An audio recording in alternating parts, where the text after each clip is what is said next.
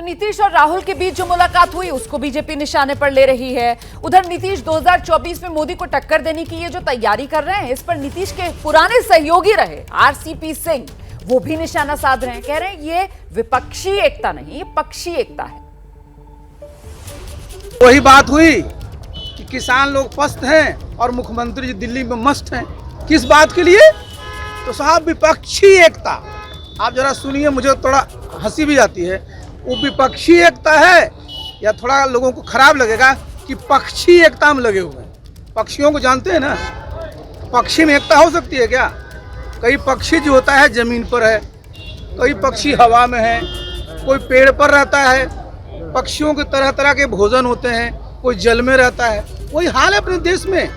जितनी पार्टियां विपक्ष जिसको कहते हैं, पटना में ही आए तो थे, केसीआर आए, क्या हुआ जी? उठ बैठ होते रहा। वो कहें उठिए, वो कहें बैठिए। उतना ही नहीं, क्या है कि साहब कांग्रेस साथ में रहे कि लेफ्ट साथ में रहे, और गए हैं रात कहाँ मिले हैं? सबसे पहले कहाँ मिले हैं? किनकी पैरवी से मिले हैं आप लोग ज़्यादा जानते हैं। लेकिन ये भी जरा जान लीजिए वो किसके प्रोडक्ट हैं? 1974 आंदोलन के, जेपी आंदोलन के।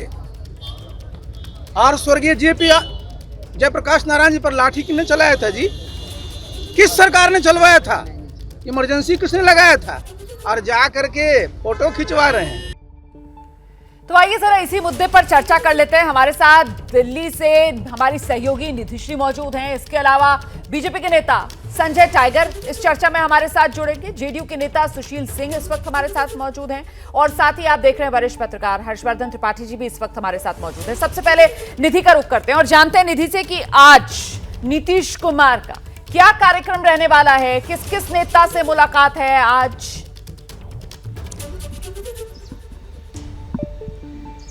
जी बिल्कुल रोमाना, देखिए इस बार जो बिहार में सियासी उलटफेर हुआ है मुख्यमंत्री पद पर बने रहने के लिए, उसके बाद नीतीश कुमार की ये पहली दिल्ली यात्रा है और इस दौरे का, मुलाकातों के दौर का आज दूसरा दिन है। इस वक्त मैं 6 कामराज लेन के बाहर ही मौजूद हूँ और अगर मेरे सहयोगी तस्वीरें दिखा सके, एक एक करके सभी नेता यहाँ पर मिलने आ रहे हैं जो पटना से आए हैं यहाँ नीतीश कुमार के साथ, जिसमें संजय झा हैं जो बिहार सरकार में मंत्री हैं जल संसाधन विभाग के, अशोक चौधरी वो दोनों पहुंच चुके हैं। कुछ देर पहले ललन सिंह जो जेडीयू के सांसद है और मुखर होकर बोल भी रहे हैं, नीतीश कुमार को सपोर्ट कर रहे हैं, तो वो भी यहाँ पर पहुंचे हुए हैं।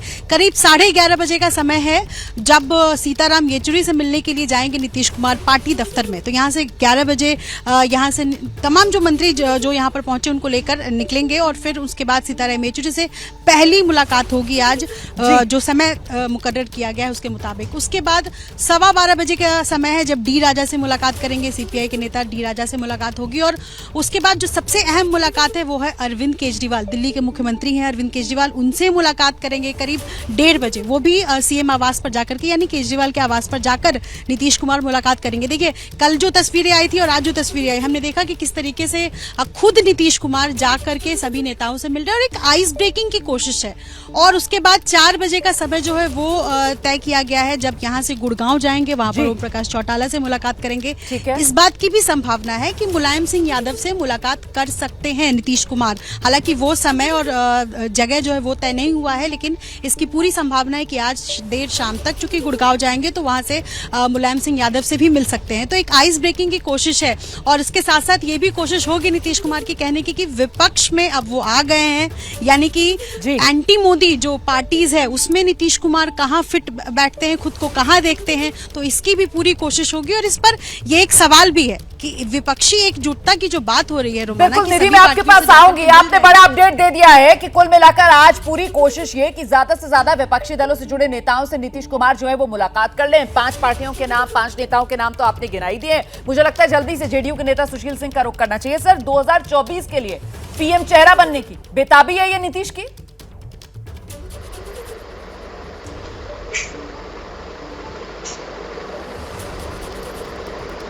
सुशील जी की आवाज। जी सर। महंगाई, बेरोजगारी, जुमलेबाजी, महंगाई, बेरोजगारी, जुमलेबाजी और जो संस्थाओं का दुरुपयोग, सामाजिक सौहार्द का बिगड़ना, ऐसे में जनता भाजपा के क्रियाकलापों से त्रस्त हो चुकी है और जनता भाजपा से मुक्ति चाहती है और भाजपा मुक्त भारत के लिए विपक्षी एकता जरूरी है।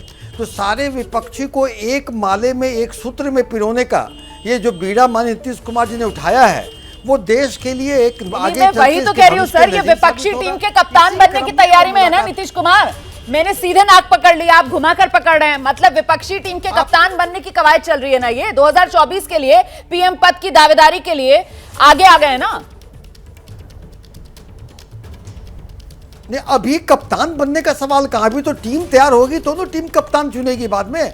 कप्तान बनने का आप देखिए, जब भी विपक्षी एका होगा उसका स्वरूप क्या होगा ये तो स्पष्ट है कि वो मेन फ्रंट होगा। ठीक है। इसके लिए सब लोग को एक करने का काम है। आज जिसकी बात आप कर रहे हैं, जिसकी बात कर रहे हैं, उसका जवाब भविष्य के गर्भ में है, वो प्रीमेच्योर है। अभी तो एक करने के लिए हम लोग उसकी बात ही नहीं कर रहे हैं। संजय टाइगर जी का रुख कर लेते हैं ना। संजय टाइगर जी, बीजेपी तो सीधे निशाना साध रही है नीतीश कुमार पर, ये कहते हुए कि मन में इनके लड्डू फूट रहे हैं, पीएम बनने का ये ख्वाब देख रहे हैं, और यहां पर जेडीयू की तरफ से कहा जा रहा है कि साहब ऐसा कुछ नहीं है, ये तो विपक्षी एकता की बात हो रही है यहां पर।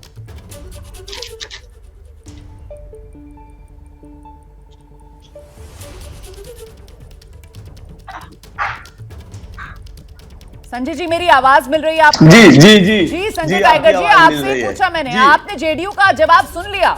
आप लोग फिर क्यों आरोप लगा रहे हैं कि नीतीश कुमार के मन में लड्डू फूट रहे हैं, 2024 में पीएम बनने का ख्वाब देख रहे हैं? देखिए, नीतीश कुमार जी मृगमृचिका के शिकार हो गए हैं, अति महत्वाकांक्षा के शिकार हो गए हैं, और लालू यादव जी ने इनको चने के झाड़ पे चढ़ा दिया है, मिशन अनपॉसिबल में लगा दिया है, जो संभव नहीं है। जो व्यक्ति अपने दल में एकता कायम नहीं कर पा रहा है, वो विपक्षी एकता क्या कायम करेगा? अभी देखा आपने मणिपुर में इनके विधायक इनके नेतृत्व से असंतुष्ट होकर पार्टी छोड़कर बीजेपी के साथ आ गए। उसके पहले अरुणाचल में क्या हुआ? तो आप दल तो संभाल नहीं पा रहे हो, दल में एकता बना नहीं पा रहे हो, और असंभव को संभव करने चले हो। न नौमन तेल होगा, न राधा नाचेगी। आपकी अहमियत क्या है राष्ट्रीय राजनीति में? आपने गठबंधन धर्म नहीं निभाया। अच्छा, बिहार में आपने लोजपा के एक विधायक को और बसपा के एक विधायक को अपने साथ मिला करके विधायकों की संख्या 43 से 45 कर दी। इसके बारे में आपका क्या कहना है? और आपके सहयोगी दल राजद ने AIMIM के 4 विधायकों को अपने साथ मिला लिया। बिहार से आगे निकलिए। आपका क्या बिहार विचार से है? दिल्ली पहुंचे हुए हैं, 24 की 64 पर वो अपना दाव खेल रहे हैं। मुझे लगता है हर्षवर्धन त्रिपाठी जी के पास चलते हैं और जरा उनसे समझने की कोशिश करते हैं। आप किस तरीके से देख रहे हैं सर नीतीश कुमार की इस राजनीति को? देखिए रोमाना, सबसे पहले तो आप ये कह रहे हैं कि बिहार को छोड़ देते हैं, तो नीतीश कुमार का ये पूरा दौरा इसी तरह से देखिए कि बिहार को पकड़े रहिए, तब ठीक से समझ में आएगा जी। और संकट समझिए नीतीश जी का। नीतीश जी का सबसे बड़ा संकट क्या है? सबसे बड़ा संकट ये है कि उनको लालू जी के आशीर्वाद से अपनी ये राजनीतिक यात्रा शुरू करनी पड़े।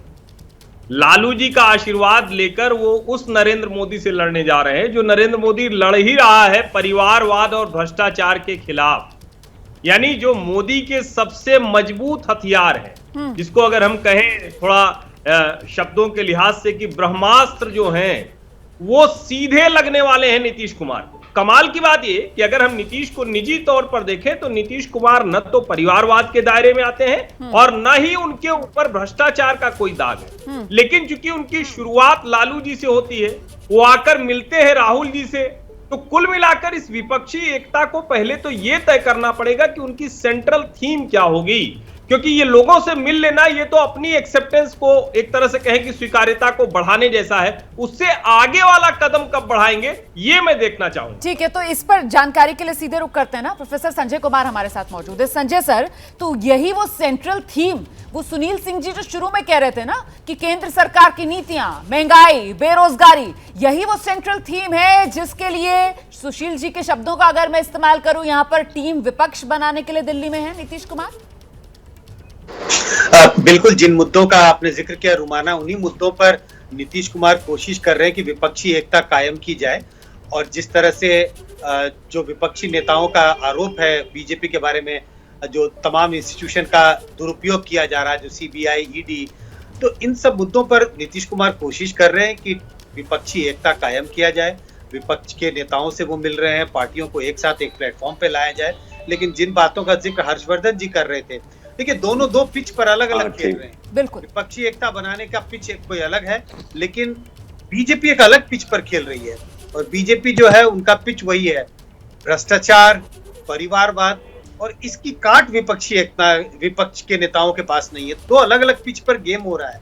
अब इसमें ये अल्टीमेटली एक मैदान में आके कैसे खेल होगा, ये आगे देखने वाली बात है। ठीक है सर, मैं दोबारा आप लोगों के पास आऊंगी। इस बीच जरा दर्शकों को बताते हैं कि नीतीश को ज्यादा उम्मीद जिन जिन राज्यों में गैर बीजेपी सरकारें हैं वहां से है, क्योंकि दरअसल वहां लोकसभा की 274 सीटें आती हैं। जरा इस पूरे गणित को अब आप समझिए, ग्राफिक्स के जरिए आपको दिखा देते हैं नीतीश की नजर है कहां कहां। दिल्ली 7 लोकसभा सीटें, हालांकि फिलहाल 7 की 7 लोकसभा सीटें बीजेपी के खाते में हैं। तमिलनाडु में 39 सीटें हैं। अच्छा, केरल जहां से 20 लोकसभा की सीटें आती हैं, इसी तरीके से तेलंगाना 17 लोकसभा सीटें हैं। राजस्थान में लोकसभा की 25 सीटें हैं। छत्तीसगढ़ में 11 सीटें हैं। झारखंड में 14 सीटें हैं। पश्चिम बंगाल में लोकसभा की 42 सीटें आती हैं।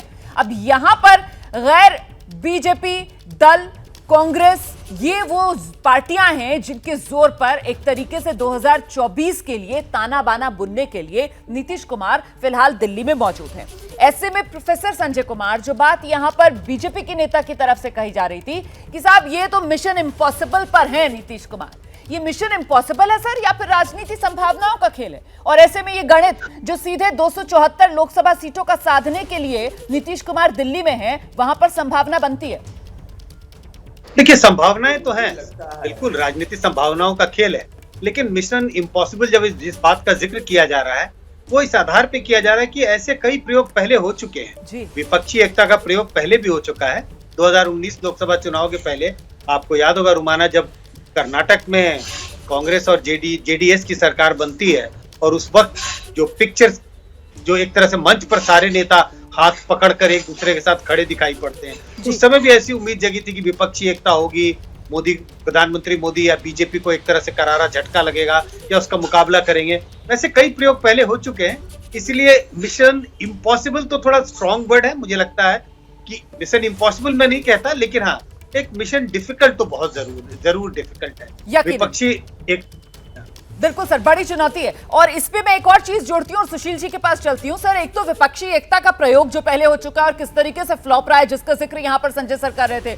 दूसरी बात सुशील जी, प्रधानमंत्री नरेंद्र मोदी की लोकप्रियता जो इस देश में है, उसको टक्कर कैसे दे पाएंगे नीतीश कुमार, ये जो सपने देख रहे हैं 2024 के लिए? सुशील जी।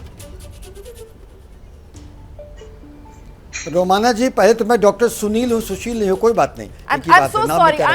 लेकिन मैं ये बता दूं कि मिशन इम्पॉसिबल, जी कोई बात नहीं मैडम, मिशन इम्पॉसिबल, अगर आपने मिशन इम्पॉसिबल के सीरीज ऑफ मूवी देखे होंगे तो मिशन इम्पॉसिबल में भी वो चीज़ें पॉसिबल हो जाती हैं अंततः। तो पहला तो उसका जो कंक्लूजन होता है कि वो चीज़ें पॉसिबल होती हैं। दूसरा, माननीय प्रधानमंत्री जी का जो आज के दिन में देखे गठबंधन धर्म नहीं है, निभा सके, एक भी एलाई नहीं है। उनको 303 सीटें हैं, हमें केवल उनका 40 कम करना है।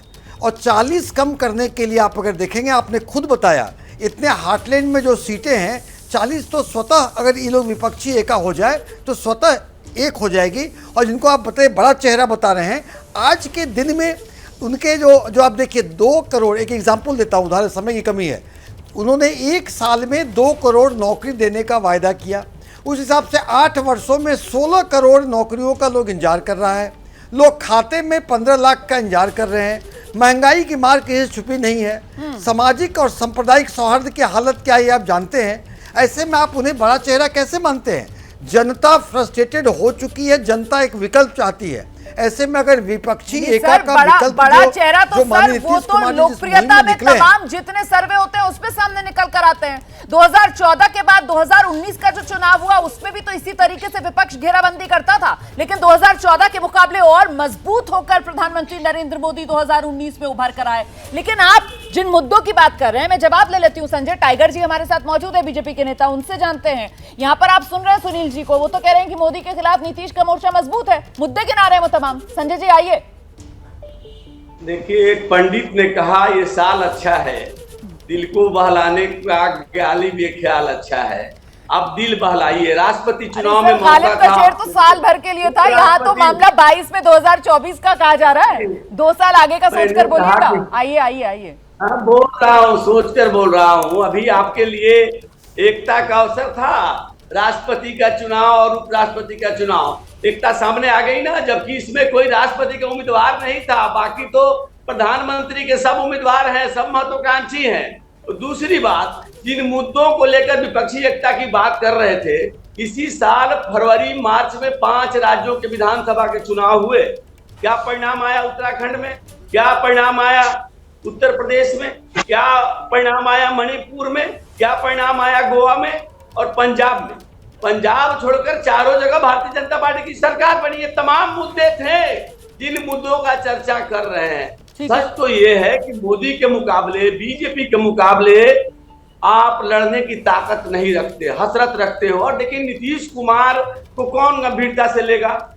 क्या कांग्रेस पार्टी को गंभीरता से ले रही है? कांग्रेस पार्टी के बिहार के अध्यक्ष ने और कल राष्ट्रीय प्रवक्ता ने कहा कि राहुल गांधी हमारे उम्मीदवार हैं।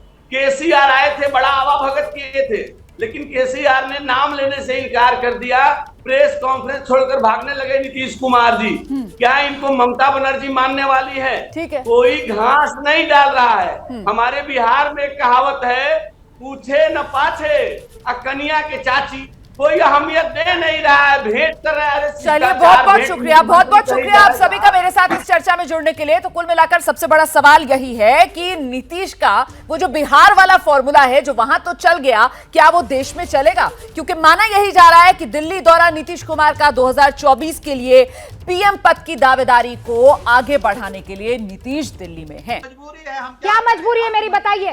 मैं अभी आपको बताती हूँ कि मैंने ओए होए होए होए, नमकीन के चटकारे लेते हुए टकटकी मार के डिबेट शो को पॉज रिपीट कर कर के देख रहे हैं जोगिंदर जी। इनकी तरह आप भी देखें अपनी फेवरेट डिबेट्स को रिपीट कर और डाउनलोड कीजिए एबीपी लाइव ऐप अपने स्मार्ट टीवी पर।